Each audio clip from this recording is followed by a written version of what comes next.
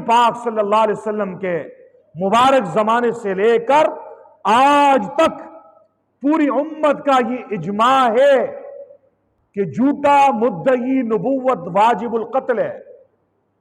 جھوٹا مدعی نبوت کیا ہے؟ واجب القتل ہے۔ جو آدمی نبوت کا دعوے دار ہو اسلام میں، اس کے ساتھ ڈیبیٹ کرنے کی، مناظرہ کرنے کی، بحث و مباحثہ کرنے کی، اس کے ساتھ مذاکرہ کرنے کی اجازت نہیں ہے۔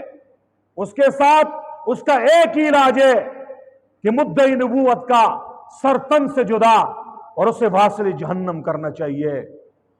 یہ مسئلہ جناب نبی پاک صلی اللہ علیہ وسلم نے اپنی سنت سے بتایا، اپنی سیرت سے بتایا کہ میرے بعد جو بھی جھوٹا مدعی نبوت اٹھے گا اس کی سزا یہ ہے کہ اس کے ناپاک وجود سے پاک دھرتی کو جو ہے نا پاک کر دیا جائے۔